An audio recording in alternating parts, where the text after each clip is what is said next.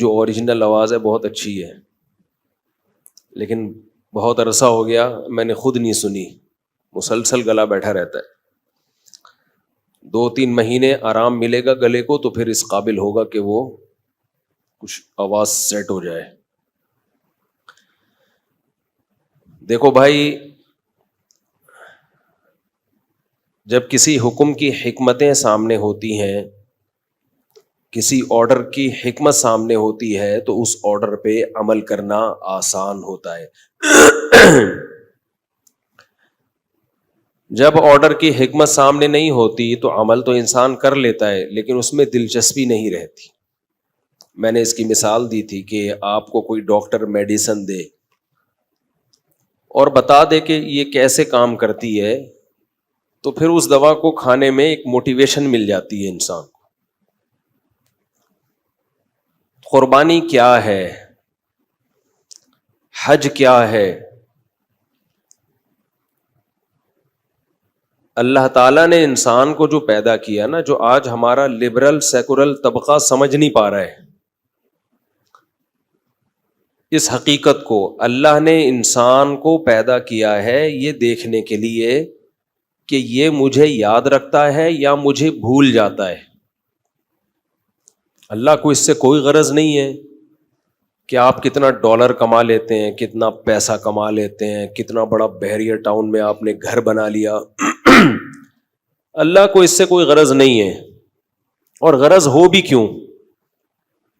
یہ تو عیش و عشرت کی چیز ہے نا، اس کا انسانیت سے کیا تعلق ہے؟ کوئی تعلق ہے انسانیت سے اس کا کہ بڑا گھر بنا لیا، بڑی گاڑی رکھ لی؟ یہ تو عیش کی چیز ہے، ہر شخص چاہتا ہے اپنی خواہشات پوری کرنا، گدھے گھوڑے بھی چاہتے ہیں. آپ نے قربانی کی گائے لائے ہیں نا، اس کی مرضی کا چارہ رکھیں گے تو شوق سے کھائے گی، نہیں رکھیں گے تو یوں یوں منہ ہلائے گی. بھائی جس کو بھی اللہ نے روح دی ہے وہ چاہتا ہے کہ اس کو لذتیں حاصل ہوں. بس جتنا اللہ نے جس کو دماغ دیا ہے وہ اس حساب سے لذتوں کا متلاشی ہوتا ہے. گائے کی کھوپڑی اتنی ہے، وہ بس یہی جانتی ہے کہ ہرا کھانا ہے یا سوکھا کھانا ہے، اس سے زیادہ اس میں صلاحیت ہی نہیں دی. انسان کو تھوڑی زیادہ صلاحیت دی ہے تو وہ کباب بنا کے کھاتا ہے، کوفتے بنا کے کھاتا ہے. پھر لیونگ اسٹینڈرڈ اس نے بہت اچھا کر دیا. انڈا موڑ کا لیونگ اسٹینڈرڈ ایک الگ ہے، ڈیفنس کا تھوڑا سا اونچا ہے. جب زیادہ پیسہ آتا ہے آدمی کے پاس، امریکہ کا اور زیادہ اونچا ہے. وہاں بطخیں بھی نظر آ جائیں گی آپ کو جھیل میں تیرتی ہوئی. وہاں بطخوں کا لیونگ اسٹینڈرڈ بھی بہت اونچا ہے. وہاں جو بطخیں ڈکس ہیں نا، ان کا بھی لیونگ اسٹینڈرڈ بہت اونچا ہے. انہیں جو صاف پانی تیرنے کے لیے ملتا ہے وہ ہمیں پینے کے لیے نہیں ملتا. تو ہر نفس خواہشات کا متلاشی، ہر نفس یہ چاہتا ہے میری خواہشات پوری ہوں. تو یہ کوئی کمال نہیں ہے کہ آپ کے پاس گاڑی اچھی آ گئی، آپ کے پاس خوراک اچھی آ گئی، آپ کی ساری خواہشات پوری ہو رہی ہیں. اس کا انسانیت سے کوئی تعلق نہیں ہے. اور ہمارے ہاں مادہ پرست انسان نے انسانیت کو پہچاننے کا جو کرائیٹیریا، جو معیار رکھا ہے وہ یہی رکھا ہے کہ اگر کوئی ٹماٹر کی ریڑھی لگا کے بیٹھا ہوا ہے تو وہ انسان نہیں ہے. کوئی ایئر کنڈیشن روم میں کرسی پہ 3 پیس سوٹ ٹائی پہن کے بیٹھا ہوا ہے، عظیم انسان ہے. تو اس کا انسانیت سے تعلق بولو نہیں ہے، کچھ بھی نہیں ہے. یہ بیکار کی باتیں. تبھی شاعر نے ایک شعر کہا ہے نا، ارے یہ کیا ظلم کر رہا ہے کہ مرنے والوں پہ مر رہا ہے. یہ بھی تو مرنے والوں پہ ہی مرنا ہو گیا نا. جو آج سوٹ ٹائی سوٹ بوٹ میں بیٹھا ہوا ہے، کل مرے گا کہ نہیں مرے گا؟ لاشوں پہ کیڑوں نے کھانا ہے اس کو، ایسی کی تیسی ختم. ارے یہ کیا ظلم کر رہا ہے کہ مرنے والوں پہ مر رہا ہے، جو دم حسینوں کا بھر رہا ہے. حسینوں کا دم بھرنا کا مطلب یہ ہوتا ہے کہ جو بھی اٹریکٹیو چیز ہے نا اس کی طرف مائل ہو رہا ہے، اس کی تعریفیں کر رہا ہے، واہ ویل ڈن، شاندار.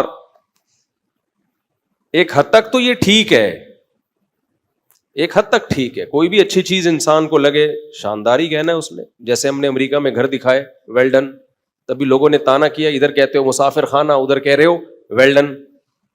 تو اس میں تطبیق دے رہا ہوں میں. اچھا لگنا برا نہیں ہے, ایک حد تک لمٹ, زیادہ فری نہیں کراؤ. جانا پھٹے پہ ہی ہے, چاہے امریکہ میں رہو, چاہے جاپان میں رہو, چاہے انڈا موڑ پہ رہو, چاہے پٹیل پاڑا پہ رہو. تو ارے یہ کیا ظلم کر رہا ہے کہ مرنے والوں پہ مر رہا ہے, جو دم حسینوں کا بھر رہا ہے, بلند ذوق نظر نہیں ہے. تیری نظر کا جو ذوق ہے نا, تیرا جو ٹیسٹ ہے نا, ٹیسٹ, اس کا معیار بہت کم ہے. یہ بالکل ایسے ہے جیسے کسی کو آپ کوئی ایسی خوراک کھلا دیں جس میں بالکل بھی ٹیسٹ نہ ہو, بالکل ٹیسٹ نہ ہو, جلے ہوئے پیاز پڑے ہوئے ہوں اور پرانے آئل میں بریانی پکائی ہوئی ہو کسی نے, اس میں جلے ہوئے پیاز اور دیگ کی کھرچن زیادہ اس میں, اور کسی کو دے دیں آپ, وہ نوالے بھر بھر کے کھا رہا ہو, کہہ رہے یار ایسا ٹیسٹ آج تک میں نے نہیں دیکھا. لوگ کیا کہیں گے, تیرا جو ذوق ہے نا وہ بہت ہی خراب ہے. اس کو آپ بولیں گے یہ تو ہماری بلی شوق سے نہیں کھاتی جسے تو نوالے بھر بھر کے کھا رہا ہے, لگتا ہے تو نے کبھی دیگ کی بریانی دیکھی نہیں ہے. سمجھتے نہیں ہو میرا خیال ہے. تیرا جو نظر کا جو ٹیسٹ ہے نا وہ معیاری نہیں ہے. خیر, تو اللہ چاہتے ہیں کہ یہ بندہ دنیا کو مسافر خانہ سمجھے, اور اللہ نے اس کو پیدا کس کے لیے کیا؟ بولو, اپنے لیے. تو اللہ کی نظر میں کامیاب انسان وہ ہے جو اللہ کے حوالے کر دے اپنے آپ کو, جس کو عبودیت کہا جاتا ہے.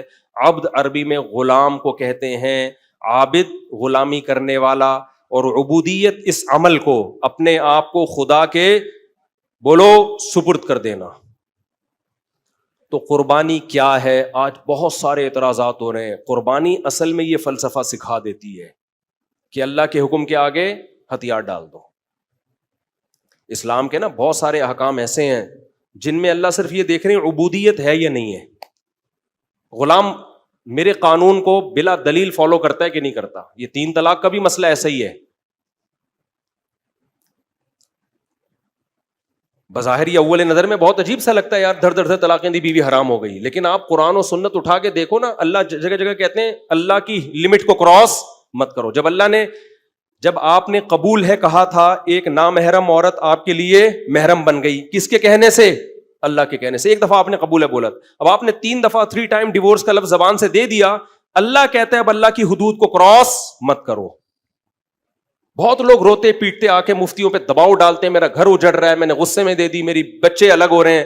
مفتی قرآن کی آیت سوچتا ہے, اگر اس کے دل میں خدا کا خوف ہے. اگر خدا کا خوف نہیں ہے, وہ 3 طلاق کو 1 کا فتویٰ دے دے گا.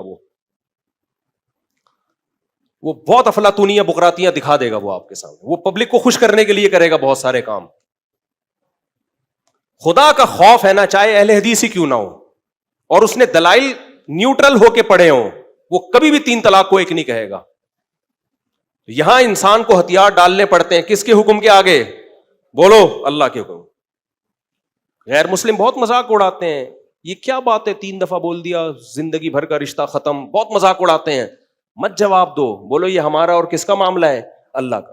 ان کو الزامی جواب دو, ان کو بولو تمہارے یہاں ڈیورس بہت مشکل ہے, پھر بھی ڈیورس کا ریشو تمہارے یہاں ہم سے زیادہ ہے. تمہارے یہاں تو بہت مشکل ہے اور ہمارے یہاں بہت آسان ہے, پھر بھی ڈیورس کا ریشو بہت کم ہے. کچھ مذہب میں خوبی ہے. تو اللہ کے حکم کے سامنے کیا ڈال دینا ہے بھائی؟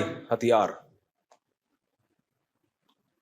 تو کوئی مفتی جس کے دل میں خدا کا خوف ہوگا نا, وہ کبھی بھی نہیں کہے گا 3 1 ہوتی ہیں. ان کی اپنی ریسرچ ہوتی نہیں ہے, تقلید کر رہے ہوتے ہیں. اور جب اپنی ریسرچ کرتے ہیں ادھوری, تو ہم جب ان کو بولتے ہیں کہ یہ آپ میں یہ سقم ہے, یہ فالٹ ہے, سننے کے لیے تیار نہیں ہوتے. ایک صاحب کے یہی ہوا نا، 3 دے دی انہوں نے، تو میں نے ان سے کہا، کہتے ہیں یار میں کیسے، میں نے کہا بھائی دیکھو خدا کے، تم نے غلط کیا، 3 دینا حرام ہے، ناجائز ہے، لیکن جب ایک کام ہو گیا نا، اب خدا کے حکم پہ ڈٹ جاؤ، یہی اس کا کفارہ ہوگا، یہی کیا ہوگا، کفارہ۔ اللہ کہے گا میرے حکم کے سامنے ہتھیار ڈال دیے تھے اس نے، بس۔ تو عبودیت کا مطلب اپنی رائے کو اللہ کی رائے میں فنا کرنا۔ تو طلاق کے حکام تو قرآن جہاں بھی بیان کرتا ہے نا، وہاں قرآن یہ بھی کہتے ہیں یہ اللہ کی حدود ہے، لمٹ ہے، اس کو کراس مت کرنا۔ یہاں یہ لوگ کہہ رہے ہوتے منہ سے نکال دی ہے، ابے بھائی قبول ہے بھی تو منہ سے ہی نکلا تھا۔ اسلام میں ڈاکومنٹیشن کے بغیر نکاح ہو جاتا ہے کہ نہیں ہو جاتا؟ ہو جاتا ہے۔ آج کل سیکولر لبرل طبقے میں نا، میں کیوں بار بار 3 طلاق پہ بولتا ہوں، سیکولر لبرل طبقے نے یہ بات بھی میڈیا پہ بہت اٹھائی ہے، سوشل میڈیا، فیس بک، یہ کیا ہے بھائی، منہ سے بولو طلاق، منہ سے بولو طلاق، ڈاکومنٹیشن ہونی چاہیے، کورٹ کا کام ہے۔ کورٹ کا کام نہیں ہے یہ، اللہ تعالیٰ نے یہ پرسنلی رکھا ہے، مرد کو یہ حق دیا ہے کہ وہ چھوڑ بھی سکتا ہے اور رکھ بھی سکتا ہے۔ ہاں چھوڑنے کا طریقہ بتایا ہے کہ اس طریقے کو فالو نہیں کرو گے گناہگار ہوگے، لیکن ہو جائے گی۔ کتنے واضح احکام ہیں سورہ طلاق میں اور سورہ بقرہ میں، اٹھا کے ایسے ہی حضرت عمر کی طرف ایک نسبت کر دی کہ انہوں نے 3 طلاق کو 3 قرار دیا ہے، یعنی اس کا مطلب اللہ کے حلال کو حرام کر دیا حضرت عمر نے، اور پوری امت خاموش رہی۔ اتنا بڑا جرم کیسے حضرت عمر کر سکتے ہیں؟ تو آج کل سیکولر لبرل طبقہ یہ طلاق ثلاث کا نا 3 ٹائم ڈیورس کا مسئلہ بہت اچھال رہے ہیں، یورپ امریکہ میں بہت اچھلا ہوا ہے یہ، اور وہ بڑے بڑے نئے نئے فالتو قسم کے اسکالر آ رہے ہیں، ایکچولی کر کے، ایکچولی دیکھیں اس پہ اجماع نہیں ہے، ایکچولی دیکھیں، بھائی قرآن و حدیث سے بات کرو بیٹھ کے سیدھے سے، وہ دیکھیں فلاں مفتی نے بھی لکھا، بھائی سارے مفتی بھی لکھ دیں بیٹھ کے، ایک چیز قرآن حدیث صحابہ نے 2 اور 2 4 کی طرح واضح کر دی ہے، اب کسی مفتی کی رائے کا کوئی اعتبار نہیں ہے، چاہے دیوبندی مفتی نہیں لکھا ہو، لوگ ہمیں بتا رہے تھے آپ کے فلاں اکابر نے بھی لکھا ہے، بھائی غلط لکھا ہے ہمارے اکابر نے، اگر کسی نے لکھا ہے تو پہلے سے ہی بول دیا ہم نے۔ کتنے صحابہ کے فتوے اس بارے میں واضح بھائی، اور جب صحابہ کے دور میں اکٹھی 3 طلاقیں دے کے لوگ آتے تھے نا تو بھی روتے ہوئے آتے تھے۔ ابو داؤد کی بالکل صحیح حدیث ہے، اہل حدیث بھی صحیح مانتے ہیں، عبداللہ بن عباس کے پاس ایک شخص آیا کہ میرے چچا نے اپنی بیوی کو 3 طلاقیں دی ہیں ایک ہی مجلس میں، اور حزینہ حزنن شدیدا، انتہائی شدید غمزدہ ہیں وہ۔ عبداللہ بن عباس نے کیا فرمایا، ان عمک لم یتق اللہ فلم یجعل له مخرجا، تیرا چچا طلاق دینے میں اللہ سے ڈرا نہیں ہے، لہذا اللہ نے اس کے لیے مصیبت سے نکلنے کا راستہ نہیں رکھا۔ تو یہ حضرت عمر کا کام نہیں تھا، یہ کس کا کام تھا؟ اللہ کا۔ 3 طلاقیں دینے کے بعد اللہ نے آپ کے لیے مصیبت سے نکلنے کا راستہ بند کر دیا ہے۔ تو اس کا حل یہ نہیں ہے کہ اللہ کے قانون کو چینج کرو، اس کا حل یہ کہ نکاح سے پہلے مرد کو بتا دیا جائے اپنی زبان کو کنٹرول کرو۔ اگر اسلام کا نظام غلط ہوتا نا تو صدیوں سے کامیابی سے چلانا آ رہا ہوتا، مسلمانوں کا سارا فیملی سسٹم برباد ہو چکا ہوتا۔ اور اس میں ایک حکمت ہے کہ جس آدمی میں برداشت نہیں ہے نا، اللہ اس کا گھر بسانا ہی نہیں چاہتے ہیں۔ جو زبان پہ کنٹرول نہ کر سکے وہ باقی چیزوں میں کہاں کنٹرول کرے گا؟ گھر بسانا اس شخص کا کام ہے جس کی کنٹرولنگ پاور ہو، سب سے پہلے زبان پہ کنٹرول ہوتا ہے۔ تو یہ احکام کہلاتے ہیں عبودیت، کہ آپ اللہ کے غلام ہو تو حکم سمجھ میں آئے نہ آئے آپ نے کیا کرنا ہے؟ بولو، فالو کرنا ہے، مان لینا ہے، جیسے اللہ نے بول دیا بس۔ تو اسی طرح اللہ نے حج بھی دیا، اسی طرح قربانی بھی دی۔ وہ قربانی میں کیا ہے؟ بہت سے لوگ اعتراض کرتے ہیں آج قربانی پہ۔ پہلے تو میں قربانی کی فضیلت بتا دوں۔ رسول اللہ صلی اللہ علیہ وسلم نے فرمایا کہ بقرعید کے دن ما عمل ابن آدم احب الی اللہ یوم النحر من احراق الدم او کما قال صلی اللہ علیہ وسلم، اللہ تعالیٰ کو ایام نحر میں، نحر کہتے ہیں قربانی، نحر کے ایام میں جانور کا خون بہانے سے زیادہ کوئی عمل محبوب نہیں ہے۔ مشکات کی حدیث ہے جس کو علامہ البانی نے صحیح قرار دیا، اور نبی صلی اللہ علیہ وسلم نے فرمایا من کان لہ مال فلم یضحی فلا یقربن مصلانا، ایام نحر کے بارے میں، جس کے پاس مال تھا اور اس نے قربانی نہیں کی وہ ہماری عیدگاہ کے قریب بھی مت پھٹکے۔ قربانی واجب ہے یا سنت ہے، اس میں اختلاف ہے، اور ہر صاحب حیثیت پر واجب ہے یا گھر کے سربراہ کی طرف سے سب کی طرف سے کافی ہے؟ اس میں بھی فقہا کا بولو اختلاف. میں تھوڑا سا اس مسئلے کو بھی بتا دیتا ہوں کیونکہ میڈیا پہ اس طرح اس مسئلے کو بھی اچھالا جا رہا ہے. اور کمال کی بات یہ کہ جو فرقہ پرست لوگ ہیں نا, جو اپنے آپ کو فرقہ پرست کہتے نہیں ہیں, وہ ایک آنکھ بند کر کے ہمیشہ دلائل دیتے ہیں, دوسری طرف کے دلائل پی جاتے ہیں. حالانکہ اگر آپ نیوٹرل ہوتے نا تو دونوں طرف کے دلائل دیتے. اب بر صغیر میں فقہ حنفی رائج ہے, آپ کیوں وہاں پر دوسری رائے لوگوں کے سامنے پیش کر کے ان کے دماغوں کو میں تشویش ڈال رہے ہو؟ اور اگر آپ کہتے ہو ہم کسی فقہ شقہ کو نہیں مانتے تو پھر دلائل دونوں طرف کے دو نا, آپ آدھے دلائل کیوں دیتے ہو آپ؟ تو یہ مسئلہ یقیناً فقہا میں اختلافی ہے. دو مسئلے جلدی جلدی بیان کرتا ہوں. ایک, قربانی سنت موقدہ ہے یا واجب ہے؟ دوسرا مسئلہ, گھر کے سربراہ میں ایک کی طرف سے سب کے لیے کافی ہے یا ہر صاحب حیثیت کو الگ الگ کرنی پڑے گی؟ تو جن فقہا کی رائے یہ ہے کہ سنت ہے, سنت موقدہ ہے, واجب نہیں ہے, وہ حضرت عبداللہ بن عمر کا قول پیش کرتے ہیں کہ حضرت عبداللہ بن عمر سے پوچھا گیا کہ کیا قربانی لازم واجب ہے یا واجب نہیں ہے؟ تو انہوں نے فرمایا کہ نبی صلی اللہ علیہ وسلم نے قربانی کی اور آپ کے دنیا سے جانے کے بعد مسلمانوں نے قربانی کی ہے. تو اس حدیث سے بعض لوگوں نے استدلال کیا کہ عبداللہ بن عمر یہ کہہ رہے ہیں کہ یہ واجب نہیں ہے کیونکہ سنہ کے الفاظ ہیں. سمجھ رہے ہو؟ تو اس کا جواب خوب سمجھ لیں. صحابہ کے دور میں سنت کا لفظ اصطلاحی سنت مراد نہیں ہوتی تھی. اس سے یہ جو ٹرمز ہے نا سنت واجب, یہ تو بعد کی ایجاد ہیں. صحابہ کے دور میں سنت کا مطلب تھا طریقہ, وہ واجب بھی ہو سکتا ہے اور مستحب کو بھی کہا جا سکتا ہے. وہ تو اس حدیث سے یہ نہیں پتا چلتا کہ یہ سنت ہے واجب نہیں ہے, بلکہ عبداللہ بن عمر کے طریقے سے یہ پتا چلتا ہے کہ وہ سامنے والے کو کہہ رہے ہیں کہ اس بحث میں مت پڑو کہ واجب ہے یا سنت ہے, نبی نے کی اور نبی کے بعد مسلمانوں نے کی ہے, تم بھی کرو. سمجھتے ہو کہ نہیں سمجھتے؟ ان اصطلاحات میں پڑھنے کی ضرورت نہیں ہے. یہ کام نبی نے کیا, ہمیشہ کیا ہے, جب سے قربانی لازم ہوئی ہے نا ہمیشہ کیا آپ نے. دوسری بات, بعض حضرات یہ بھی دلیل دیتے ہیں, صحابی رسول فرماتے ہیں کہ ہم نبی صلی اللہ علیہ وسلم کے دور میں گھر کا سربراہ ایک قربانی کرتا تھا جو سب کی طرف سے کافی ہو جاتی تھی. اس کا جواب یہ ہے کہ عام طور پر گھر کا سربراہ ہی صاحب حیثیت ہوتا ہے. اس زمانے میں خواتین میں جاب کا رجحان نہیں تھا کہ وہ بھی صاحب نصاب ہوں. تو نارملی ایسا ہی ہوتا ہے کہ گھر میں ایک شخص پیسہ کماتا ہے, اسی پر واجب ہے, تو وہ ایک قربانی اپنی طرف سے کر لے اور گوشت سارے گھر میں, سارے گھر کا مطلب یہ ہے کہ وہ صرف سربراہ کر لے گا تو سب کی طرف سے ہو جائے گی. تو ہم بھی کہتے ہیں اگر سربراہ ہی مالدار ہے تو وہ کر لے.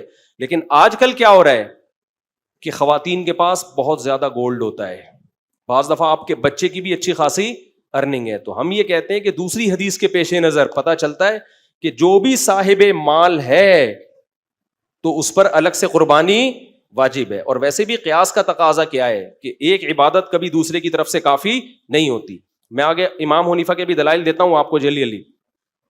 تیسری دلیل یہ دی جاتی ہے کہ حضرت ابو بکر اور عمر رضی اللہ تعالیٰ عنہ قربانی نہیں کرتے تھے, کراہۃ ان یقتدی بہما, اس خوف سے کہ لوگ ان کو فالو کرنا نہ شروع کر دیں. یہ حدیث ہے, صحیح حدیث ہے. تو بعض علماء اس کا مطلب بتاتے ہیں دیکھو اگر واجب ہوتی تو ابو بکر عمر تو کرتے نا, وہ نہیں کر رہے تاکہ لوگ اس کو لازم نہ سمجھیں. اس کا جواب یہ ہے کہ حضرت ابو بکر اور حضرت عمر صاحب مال نہیں تھے, ان کے تو پیون زدہ کپڑے ہوتے تھے. وہ اگر قربانی کرتے تو لوگ یہ سمجھتے ان کے عمل کو دیکھ کر کہ غریب پر بھی قربانی واجب ہے, حالانکہ غریب پہ قربانی کسی کے نزدیک بھی واجب نہیں ہے. ورنہ یہ کیسے ممکن ہے کہ ایک کام نبی صلی اللہ علیہ وسلم نے ہمیشہ کیا ہو مدینہ آنے کے بعد اور اتنی تاکید بیان کی ہو, اور ابو بکر عمر یہ کہہ کے چھوڑ دیں کہ لوگ کرنا نہ شروع کر دیں کہیں؟ سمجھ میں نہیں آ رہی میرا خیال ہے بات. وہ تو کریں گے کہ نبی نے کیا تو ہم بھی کریں. وہ جو چھوڑا ہے نا انہوں نے, یہ کہ لوگ ایسا نہ ہو کہ غریب پہ بھی قربانی کو واجب سمجھیں. اس میں حرج ہے, ایک آدمی کے پاس پیسہ ہے نہیں اور آپ اس کو مکلف بنا رہے کہ وہ قربانی کرے. باقی امام حنیفہ کے دلائل اس بارے میں بہت مضبوط ہیں. نمبر 1, یہ جو میں نے آیت پڑھی, انا اعطیناک الکوثر فصل لربک وانحر, اے نبی آپ نماز بھی قائم کیجئے, ونحر اور قربانی بھی کیجئے.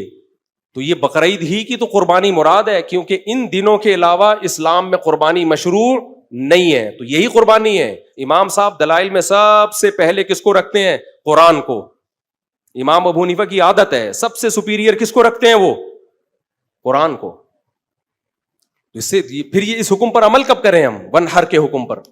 نمبر 2، یہ جو حدیث میں نے ابھی پڑھی ہے، جس کو علامہ البانی رحمہ اللہ نے صحیح کہا ہے، من کان لہ مال فلم یضحی فلا یقربن مصلانا، جس کے پاس مال ہو اور وہ قربانی نہ کرے، وہ ہماری عیدگاہ کے قریب بھی نہ پھٹکے۔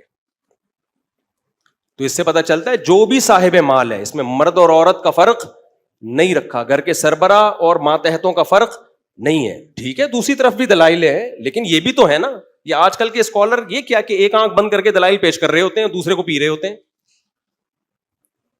تو جس ملک میں جو فقہ رائج ہے، جس کی طبیعت میں فساد نہیں ہوگا نا، وہ اسی فقہ کے حساب سے مسئلے بتائے گا۔ جس کی طبیعت میں 1.5 اینٹ کی الگ مسجد ہے، وہ لوگوں کو کنفیوژن میں ڈالے گا۔ کتنے لوگوں کے فون آ رہے ہیں، فلاں کہہ رہے ہیں لازم نہیں ہے، فلاں کہہ رہے ہیں ایک سب کی طرف سے کافی ہے، فلاں یہ کہہ رہے ہیں۔ بھائی ہمارے ایک دوست ہیں اہل حدیث، وہ اس طرح کی کمپین چلا رہے ہیں، اچھے سمجھدار ہیں، میں نے ان کو میسج بھیجا، میں نے کہا جب آپ کو پتہ ہے یہاں سب فقہ حنفی کو فالو کرتے ہیں اور اس میں بھی دلائل ہیں، تو آپ کیوں لوگوں کو ایک 1.5 اینٹ کی ایک الگ تبلیغ کر رہے ہو بیٹھ کے؟ کیوں کنفیوژن میں ڈال رہے ہو بھائی لوگوں کو؟ علماء کا وقت اس میں ضائع ہوگا، اب اس کے جواب، پھر اس کا جواب، پھر اس کا جواب، آپ اپنی ذات تک اس کو کیوں نہیں رکھ لیتے؟ تو من کان لہ مال فلم یضحی فلا یقربن مصلانا، تو یہ دوسری دلیل ہے قربانی کے لازم ہونے کی۔ تیسری دلیل، نبی صلی اللہ علیہ وسلم سے جب صحابہ نے پوچھا کہ یہ قربانی کیا ہے، تو نبی نے کیا فرمایا؟ سنت ابیکم ابراہیم، تمہارے باپ ابراہیم کی سنت۔ سنت سے مراد طریقہ۔ تو بتاؤ ہم یہ کام کس کی سنت کو فالو کرنے کے لیے کر رہے ہیں؟ ابراہیم۔ تو ابراہیم علیہ السلام پر اپنے بیٹے کو ذبح کرنا سنت تھا یا واجب تھا؟ بولو نا، واجب تھا، لازمی حکم تھا۔ نہیں آئی بات؟ تو ان کی سنت میں جب ہم قربانی کریں گے تو لازمی طور پہ ہی کریں گے، آپشنل بولتے کیوں نہیں کریں گے۔ ہذا من المواہب، یہ علماء سمجھتے ہیں اس کا مطلب کیا ہے۔ ہذا من یہ جو پوائنٹ ہے نا، یہ من المواہب ہے، یہ آپ کی سمجھ میں نہیں آئے گا، علماء کو پتہ کیا کہہ رہا ہوں میں۔ تو ابراہیم علیہ السلام کا طریقہ بتایا ہے، تو ابراہیم علیہ السلام کے لیے آپشنل نہیں تھا۔ یا ابت افعل ما تؤمر، بچے نے کہا اے ابا اللہ کی طرف سے آپ کو جو آرڈر ہے آپ اس آرڈر پہ عمل کر لیں۔ اسماعیل علیہ السلام نے یہ نہیں کہا کہ یہ آپشنل ہے آپ کے لیے، بہتر ہے کہ آپ کر لیں، نہیں بھی کریں تو کوئی حرج نہیں ہے۔ یہ آپشنل نہیں تھا، ابراہیم علیہ السلام کے لیے کیا تھا؟ واجب تھا۔ تو اس کا آلٹرنیٹ میں جانور دیا گیا، تو وہ بھی وجوبی طور پر ابراہیم علیہ السلام نے ذبح کیا ہے، لازم تھا ابراہیم علیہ السلام پہ۔ تو ہم ابراہیم علیہ السلام کی سنت میں یہ کام کر رہے ہیں، تو سنت میں اصل یہی ہے کہ اسی طور پر آپ نے اس کو فالو کرنا ہے۔ تو ہمارے لیے بھی کیا ہے؟ یہ واجب ہے۔ آپ امام ابو حنیفہ کو ہلکا مت سمجھو۔ امام ابو حنیفہ کے دلائل کی جب ڈیپتھ میں جاتا ہے نا انسان، تو پتہ چلتا ہے کہ امام صاحب نے قرآن و حدیث پہ بہت ریسرچ کی ہے، ہر طرح کے دلائل اکٹھا کرنے کے بعد وہ فتویٰ دیتے تھے۔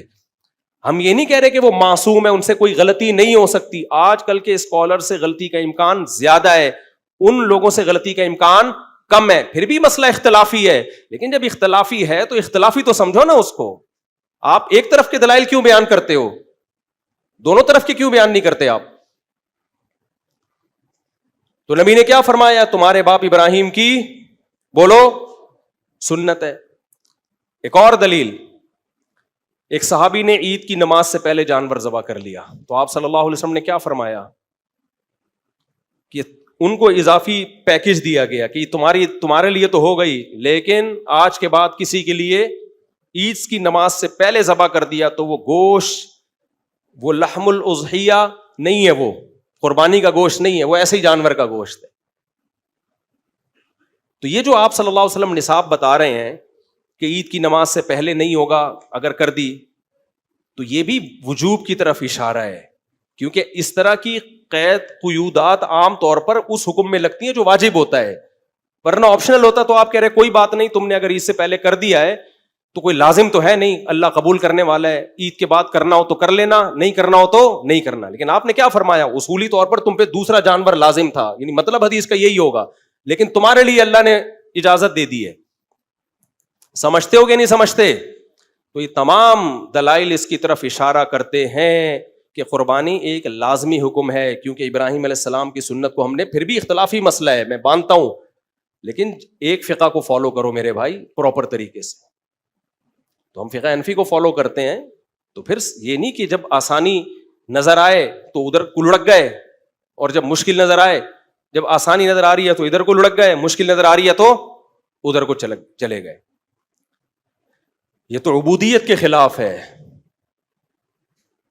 اس کو کہتے ہیں ربقہ تکلیف, یعنی جو مکلف ہونا ہے نا, آپ نے وہ قلادہ ہی اپنے گلے سے اتار کے پھینک دیا. تو نبی صلی اللہ علیہ وسلم نے کیا فرمایا؟ آپ صلی اللہ علیہ وسلم نے فرمایا کہ اللہ تعالیٰ کو بقرعید کے دنوں میں جانور کا خون بہانے سے زیادہ کوئی عمل محبوب نہیں ہے. نمبر 2, پھر آپ نے یہ بھی فرمایا کہ یہ جانور اپنے خون اور کھر کے ساتھ ترازو میں, یعنی اس کا اجر تولا جائے گا. او کما قال صلی اللہ علیہ وسلم. فطیبوا بہا نفسکم, فرمایا خوش دلی سے کیا کرو قربانی. یہاں پر جو ہمارا ایک لبرل سیکولر طبقہ ہے نا, وہ ایک بہت آواز اٹھاتا ہے, اتنے پیسے کسی غریب کو دے دیے جاتے, ایک ہی دن میں کروڑوں اربوں کے مالیت کے جانور آپ کاٹ دیتے ہو, کتنا گوشت اس میں ضائع ہو جاتا ہے, جانوروں پہ ظلم ہے, یہ سب باتیں بہت کی جاتی ہیں. ان کے 2 جواب ہیں. ایک کہتے ہیں الزامی. الزامی کا مطلب ہوتا ہے کہ یہ دلیل جب آپ کے اگینسٹ جاتی ہے تو پھر آپ اس کو نہیں مانتے. اور ایک ہے تحقیقی. سمجھتے ہو؟ دیکھو تحقیقی جواب اس کا یہ ہے کہ صحابہ نے بھی نبی سے پوچھا تھا کہ یا رسول اللہ یہ قربانی کیا ہے؟ آپ نے فرمایا سنت ابیکم ابراہیم, تمہارے باپ ابراہیم کی سنت. ابراہیم علیہ السلام سے جب اللہ نے کہا تھا کہ بیٹے کو ذبح کرو, کوئی لاجک بنتی تھی اس کی؟ ہے بھائی, ابراہیم علیہ السلام اللہ سے کہہ دیتے اے اللہ 7 سال کا بچہ میرا معصوم, اور تو نے میری قربانیوں کے صلے میں دیا تھا, اگر اس کو قربان کرانا تھا پہلی بات دیا کیوں؟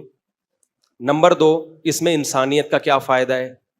نمبر 3, اتنے پیسے میں کسی غریب کو دے دوں, کسی غریب کی بچی کی شادی کرا دوں, کیا خیال ہے بھائی؟ اس زمانے میں غریبوں کی بچی کی شادیاں پیسوں سے نہیں ہوتی تھیں. جن علاقوں میں بھی 4 شادیوں کا رواج ہے نا, وہاں مردوں کی شادیوں پہ پیسہ خرچ ہوتا ہے, غریبوں کی بچیوں کی شادیوں پہ کبھی بھی پیسہ خرچ نہیں ہوتا. لیکن خیر میں ایک مثال کے طور پہ کہہ رہا ہوں, کیونکہ یہ جملہ بہت بولا جاتا ہے کہ اتنے پیسوں سے اے اللہ میں کسی غریب کی بچی کی بولو شادی کرا دیتا ہوں. یہ ساری لاجک ابراہیم علیہ السلام پیش کر سکتے تھے کہ نہیں کر سکتے تھے؟ اے اللہ تو جو ہے اس کی ماں کو کیا میں بتاؤں گا کہ بچہ کہاں گیا جو میں مکہ میں چھوڑ کر گئی تھی, جس کی ایڑیوں سے زمزم کا چشمہ نکلا تھا. اے اللہ تو نے تو عورت پہ رحم کا حکم دیا ہے, وہ میری بیوی ہے, میرا خیال نہیں کرتا, تو کم از کم اس کی ماں کا خیال کر لے. کتنی قربانیاں دے کے آئی تھی وہ یہاں پہ اس بچے کو لے کر تیری یاد میں. اگر تو نے اس کو ذبح ہی کروانا تھا تو یہ سب کچھ کرنے کی کیا ضرورت تھی؟ ہے بھائی. تو اتنی دلائل ابراہیم علیہ السلام دے سکتے تھے, ایک دلیل بھی اللہ کے سامنے نہیں دی. کیوں؟ یہ بتانے کے لیے کہ جب انسان کو آرڈر کرتا ہے اس سے دلیل پوچھی جا سکتی ہے. اللہ جب آرڈر کرتا ہے اگر اس سے بھی دلیل پوچھی جائے گی, اس کا مطلب اللہ میں اور انسانوں میں آپ کی نظر میں کوئی فرق نہیں ہے.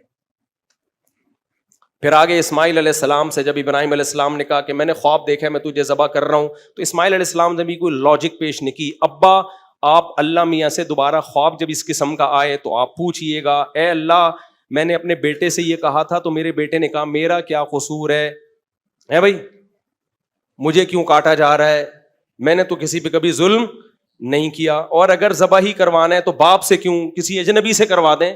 باپ کے لیے کتنا مشکل ہے بیٹے کے گلے پہ چھری پھیرنا. ایک دلیل بھی نہیں دی ابراہیم علیہ السلام.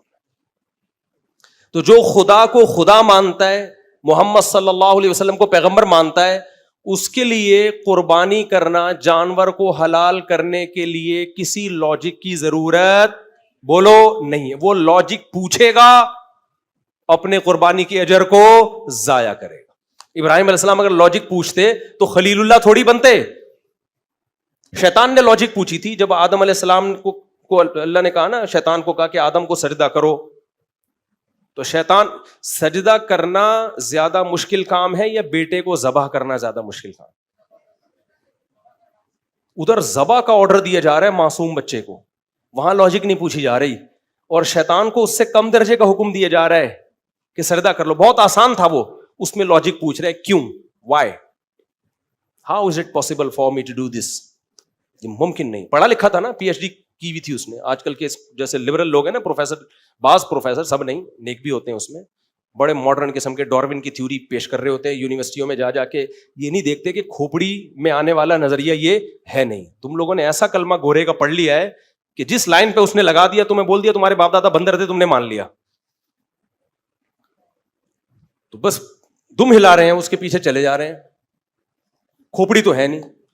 جس کی کھوپڑی ہوتی ہے وہ ہر ایک سے حکم کی لاجک پوچھتا ہے، مگر اللہ سے لاجک نہیں پوچھتا. اس کو پتا ہے کہ اللہ ویسے بھی تو موت دے سکتا ہے. اس کو کیا خیال ہے، اللہ مجھے کہہ رہے بچہ ذبح کرو، میں نے نہیں کیا تو ہو سکتا ہے صبح لاش ملے اس کی، مجھے کوئی بیماری مسلط ہو جائے. ہر وقت اللہ کے ہاتھ میں ہے کہ زندگی اور موت ہے نا، تو ویسے بھی تو کر سکتا ہے. آج نہیں کاٹا تو ہو سکتا ہے اللہ رات کو کوئی موت دے دے اس کو، ویسے ہی اٹھا لے. اللہ کہہ رہا ہے صدقہ کرو، آپ نہیں کر رہے، تو کیا اللہ کو یہ کے پاس یہ طاقت نہیں ہے کہ ویسے ہی آپ کا مال ضائع کر دے؟ تو بہتر نہیں ہے وہ خود کہہ رہے تمیز سے دے دو؟ کیا خیال ہے، شرافت سے صدقہ کر دو. عقل مند آدمی اللہ کے حکم کے آگے ہتھیار ڈال دے گا. وہ کہے گا بھائی میرا اللہ سے زیادہ خیر خواہ کوئی ہو نہیں سکتا. ہو سکتا ہے اس کی موت لکھی بھی ہو، تو اللہ نے مجھے کہہ دیا کہ تو کاٹ دے تو ثواب پا جائے گا. تو ہم اللہ کو مانتے ہیں، اللہ کے رسول کو رسول مانتے ہیں، تو اس لیے ہمیں جب اللہ نے حکم دے دیا. غیر مسلم کہتے ہیں عیاشی ہوتی. میرے بھائی یہ جو ہم بیل لے کر آئے ہیں نا، ابھی ولاگ میں دیکھا ہوگا، 1,65,000 کا، 1,90,000 کا، یہ بقرعید کے بعد آدھی قیمت پہ مل رہا ہوگا.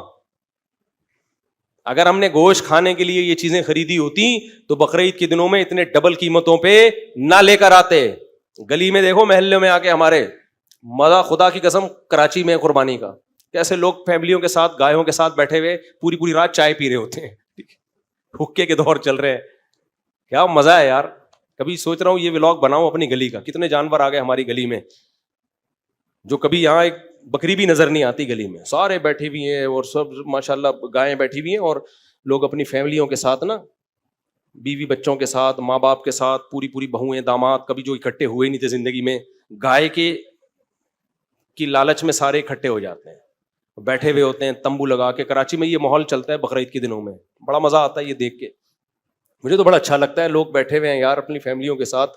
خواتین کو چاہیے ویسے پردہ کر کے بیٹھیں، تو فیملیوں کے ساتھ بیٹھے ہوئے ہیں اور چائے کے دورے چل رہے ہیں، گپ شپ لگا رہے ہیں. تو ٹھیک ہے یار، اللہ تعالیٰ کہہ رہے ہیں انجوائے کرو، کیا خیر ہے، تہوار ہے نا. لوگ امریکہ اور یورپ سے چھٹی لے کے آ جاتے ہیں انڈا موڑ. میرے دوست یو کے سے انڈا موڑ آئے ہوئے ہیں بقرعید میں، کہہ رہے ہیں یار وہ انجوائے یہاں ہوتا ہے، بقرعید وہاں نہیں ہوتی. تو اللہ نے حکم دیا کیا کرنا ہے بھائی، کاٹنا ہے. تو بس، تو شیطان کو اللہ نے کہا تھا آدم کو سجدہ کرو. شیطان نے کیا کہا؟ بہت آسان حکم تھا، ایک سجدہ کر کے اڑ جاتا، شیطان نہ بنتا وہ. اس نے کہا کیوں، وائی. جتنا ٹائم میں سجدہ میں لگاؤں گا، میں کسی غریب کی بچی کی شادی نہیں کرا دوں اس میں. کیا خیال ہے؟ کیا خیال؟ لیکن اس سجدے کے انکار کی ایسی نحوست ہوئی ہے کہ اب شیطان کا کام غریبوں کی بچیوں کی شادیاں کرانا نہیں ہے، جن کی ہو چکی ہیں ان میں طلاقیں ڈلوانا ہے.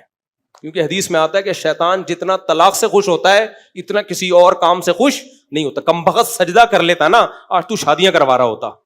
تو یہ جو سیکولر لبرل طبقہ کہتا ہے نا کہ قربانی کرنے سے بہتر ہے غریب کی شادی کرا دو، بچیوں کی جہیز دلوا دو، یہ زبان سے تو یہ کہہ رہا ہوتا ہے، لیکن جو قربانی کے منکر ہیں ایسے لبرل سیکولر لوگ شادیاں کم کرواتے ہیں، طلاقیں زیادہ ڈلواتے ہیں. کیونکہ یہ لڑکیوں کو آزاد بناتے ہیں, جاب کرو, ایکچولی تمہارا بھی حق ہے شوہر کی آنکھوں میں آنکھیں ڈال کے بات کرنا, ساس ہوتی کیا ہے, اس کی کیا خدمت, گھرداری کیا ہوتی ہے, ترقی کرو. انگریز چاند پہ پہنچ گیا اور تم کچن سے باہر نہیں نکلتی.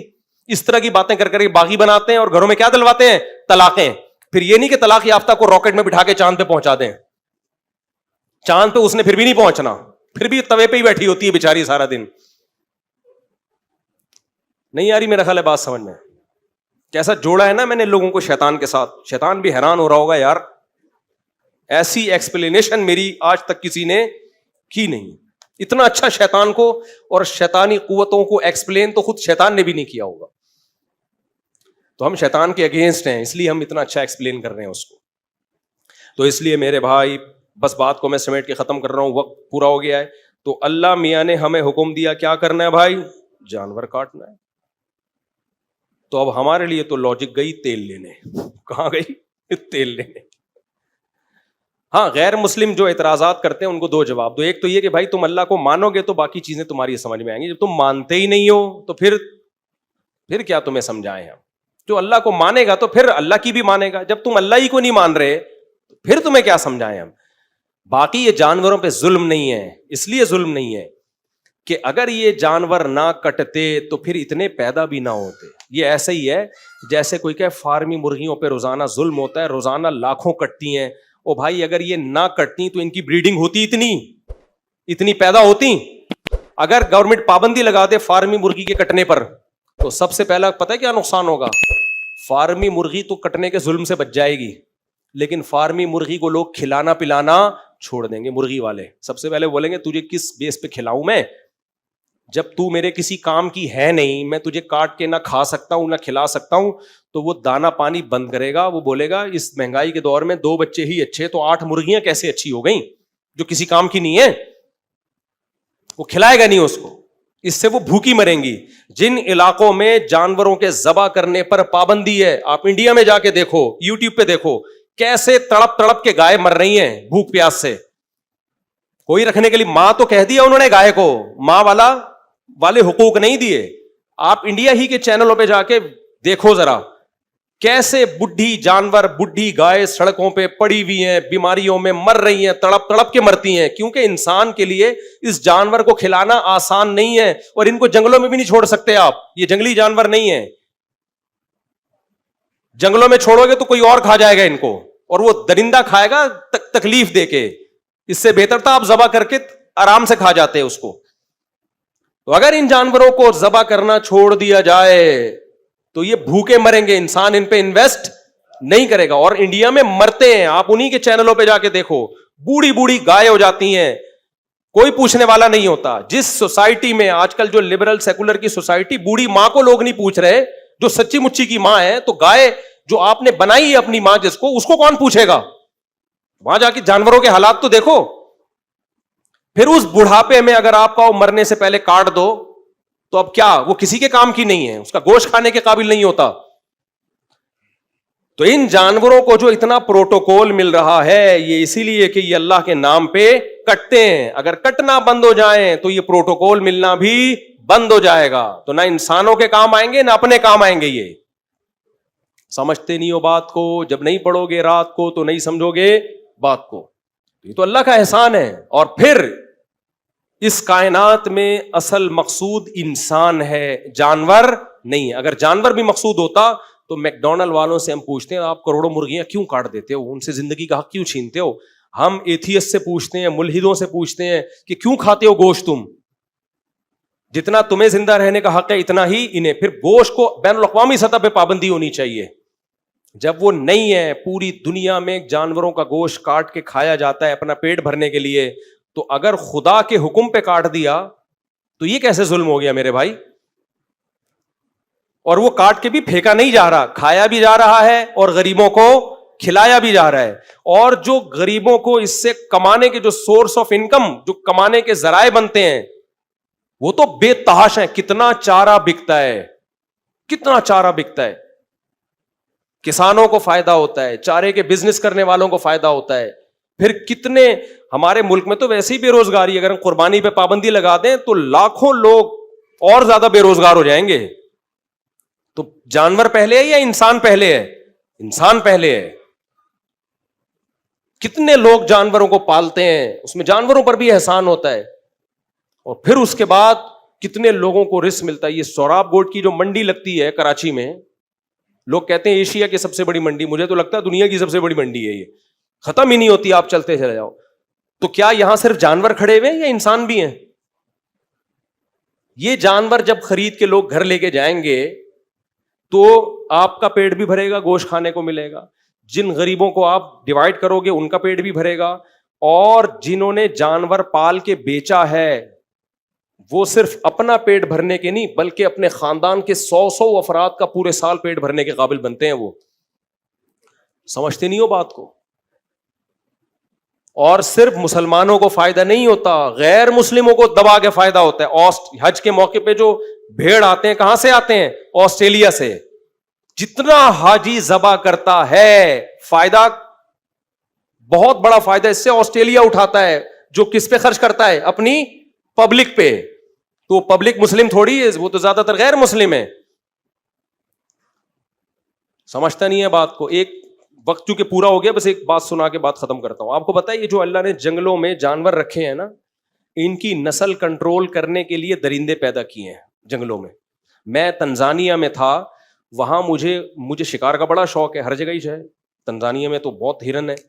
تو انہوں نے کہا مفتی صاحب ایک فلاں موسم میں آپ آئیے گا, ہرن کا شکار الاؤ ہے, خوب کرو شکار.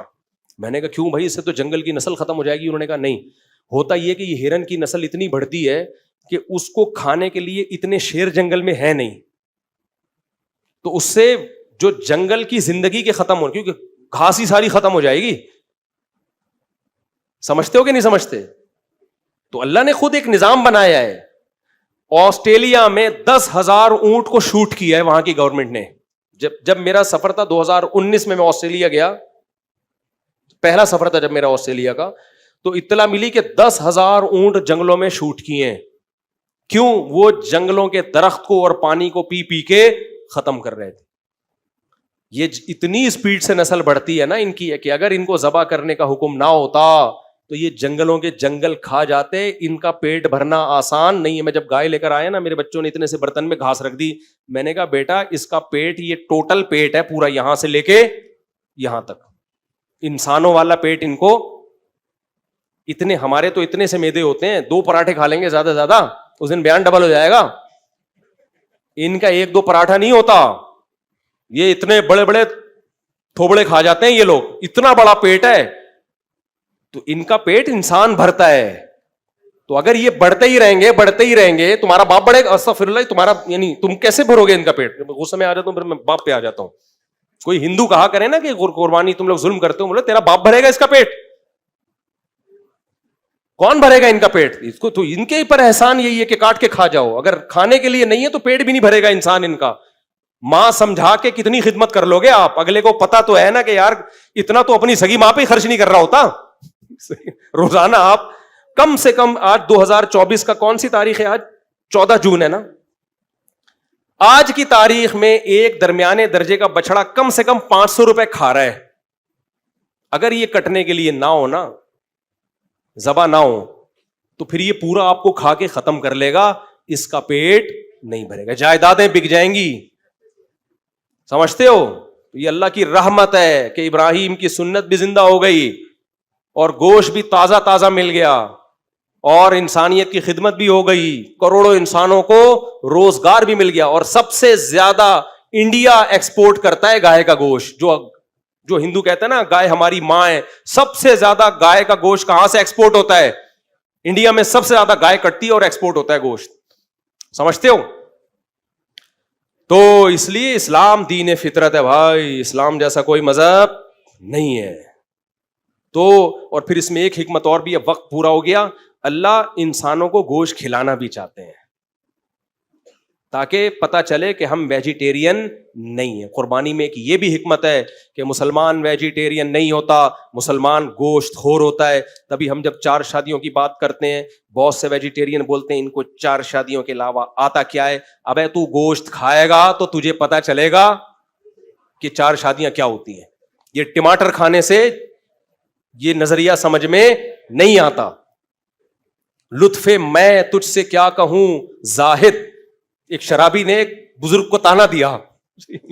وہ ہر وقت شراب کے خلاف بیان کرتے تھے. زاہد کہتے ہیں نا بزرگ کو, میں کہتے ہیں شراب کو. تو اس نے کہا لطف میں تجھ سے کیا کہوں زاہد, ہائے کمبخت تو نے پی ہی نہیں. وہ کہہ رہا تھا زاہد کو, بزرگ کو, ایک دفعہ پی کے دیکھ پھر اس کے خلاف بیان کر. تو شراب تو خیر حرام ہے, وہ کبھی بھی حلال نہیں ہوگی, لیکن کمبخت تو گوشت کھا تو صحیح.